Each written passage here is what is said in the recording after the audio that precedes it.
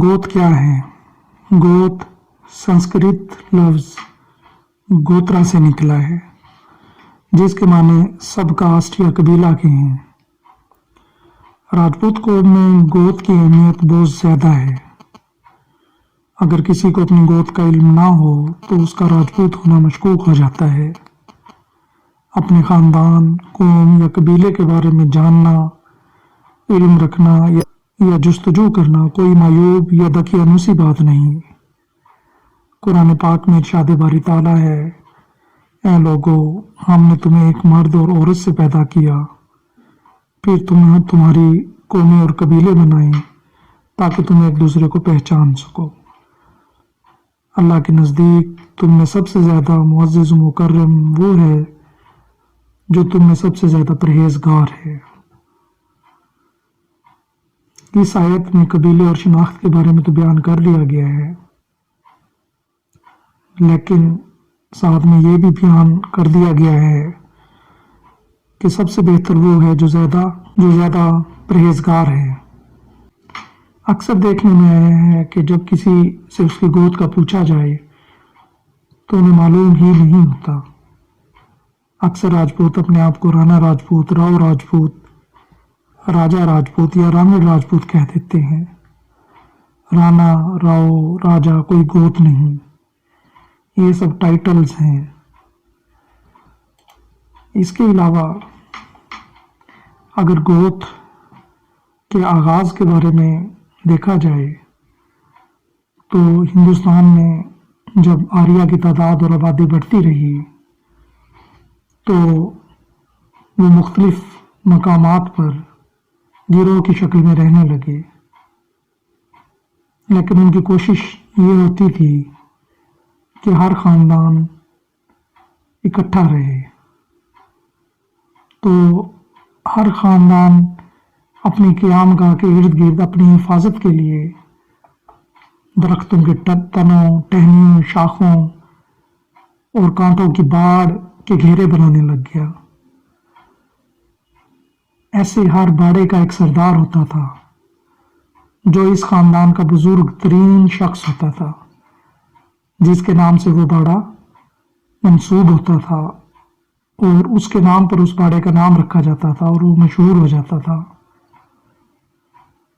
इसी से गोत का आगाज हुआ और यही गोत है कि शिजरा नस्ब में किसी मशहूर शख्सियत के नाम पर उस पूरी लड़ी का नाम रख दिया जाए, उसे गोत कहते हैं।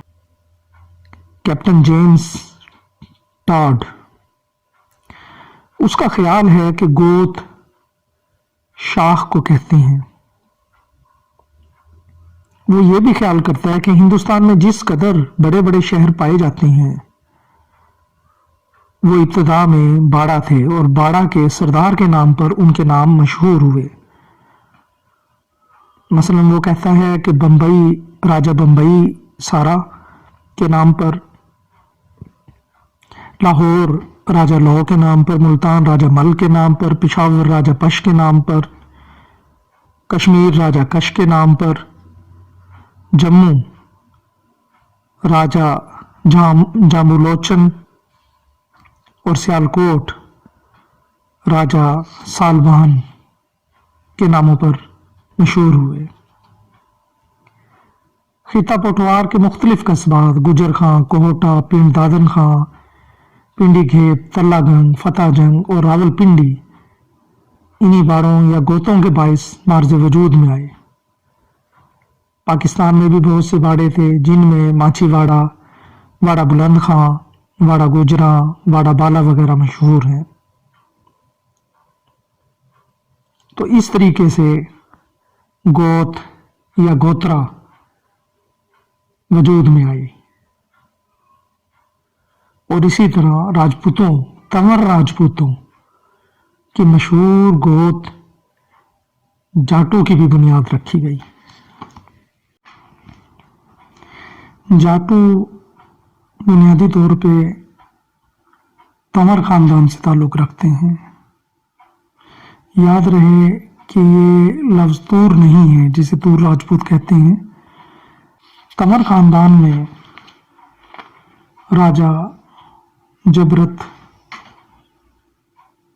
जिसके बेटे राजा राग सिंह उर्फ रागू, राजा सत सिंह उर्फ सतरौला और राजा जीत सिंह उर्फ जाटू, ये 3 बेटे मशहूर हुए, जिसमें राजा जीत सिंह उर्फ जाटू जो है, इसका ख़ानदान, इसकी नस्ल ज़्यादा फली फूली और ज़्यादा आबादियों पर, ज़्यादा गांवों पर इसकी हुकूमत थी। राजा जीत सिंह उर्फ जाटू की शादी राजा कंवरपाल वाली सिरसा के यहाँ हुई। कंवरपाल की 3 बेटियां थीं। 2 बड़ी राजकुमारी चौहान खानदान में शादी हुई, जिनकी औलाद से गोगा चौहान पैदा हुए। राजा कंवरपाल के नगीना औलाद ना थी, इसलिए छोटी राजकुमारी, जिसका नाम पायल था और जिसकी शादी राजा जीत सिंह उर्फ जाटू से हुई थी, शादी के बाद राजा जीत सिंह और बेटी को अपने पास ही रखा। इस तरह राजा जीत सिंह घर जवाई के तौर पर सिरसा में रहा। हरियाणा में हांसी का इलाका उसे मिल गया। राजकुमारी पायल के वतन से 2 बेटे हुए, राजा साड़ और राजा हरपाल। इन दोनों ने 1232 ईस्वी में 2 उजड़े हुए गांव आबाद किए। कहावत मशहूर है कि साड़ बसाई राजली, हरपाल गोराना। तो जाटू ने हिसार फतह किया।